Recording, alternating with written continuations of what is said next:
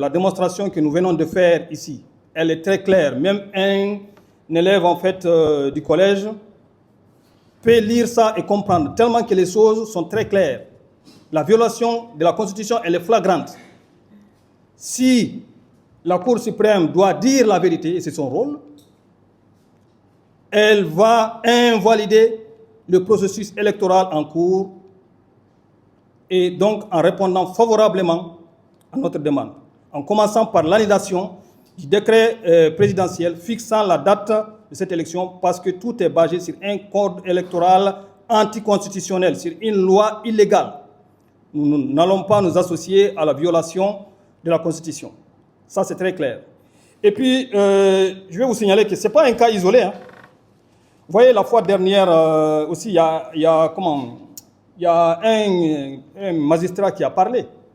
Un magistrat aussi, je crois au nom de Konomou, Kaganan Konomou. Je m'excuse si j'ai mal prononcé son nom. Mais un magistrat de Kindia, qui d'ailleurs qui a été nommé par décret présidentiel, et c'était d'ailleurs une promotion, mais il a dit non. La procédure n'a pas été respectée. Ce que vous savez, pour pouvoir nommer les magistrats, le président de la République, il a l'obligation de saisir en fait le Conseil supérieur de la magistrature pour avis de conformité. Il ne les a pas écoutés, il ne les a pas, comment on appelle, il n'a pas du tout saisi en fait cette institution, et puis il fait ce qu'il veut.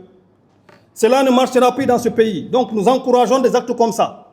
Et ce magistrat, il n'est pas seul dans ce combat, nous l'encourageons d'ailleurs à poursuivre son action.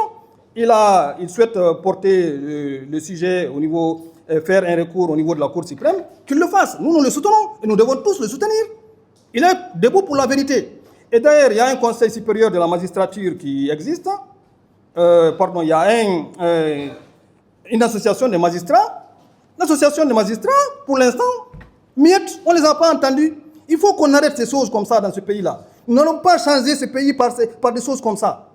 L'action que ce magistrat-là vient de faire, nous devons accompagner des actions comme ça. Là aussi, c'est une violation flagrante de la Constitution. Il a dit non, c'est une promotion pour moi, mais respectez la loi. Respectez la loi. Donc, nous devons tous nous tenir debout pour faire respecter les lois de la République. Et le premier responsable, c'est le président de la transition, qui est garant du bon fonctionnement de nos institutions, de nos lois. Sur la deuxième partie de votre question, concernant la suite qu'on va donner en fait pour les autres élections, nous ne pouvons pas parler d'élections dans ces conditions-là. Ce qui est en train de se passer, je viens de vous le dire, ce n'est pas une élection. Nous ne pouvons pas appeler ça une élection. C'est un coup de force. Sommes-nous prêts à assumer cela? Qu'il y ait encore un second coup de force? Ce n'est pas une élection. Toutes les personnes chargées de l'organisation de l'élection, de cette élection-là, sont des personnes qui sont nommées par le président de la transition, qui est lui-même candidat. La Constitution nous dit que c'est un organe indépendant qui doit être créé en charge de l'organisation de cette élection.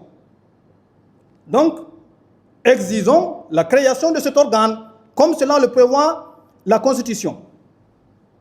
Si nous ne faisons pas cela, si nous restons les bras croisés à regarder les choses comme ça, nous allons souffrir pendant de très longues années. Et nous, ce que nous proposons, c'est qu'on puisse vraiment se lever, se donner la main pour pouvoir apporter ce changement dont les Guinéens ont besoin. Il n'y a pas de développement sans paix sociale. Et pour avoir cette paix sociale, il nous faut d'abord que les lois soient respectées. Voilà, désolé si j'ai été long, mais il fallait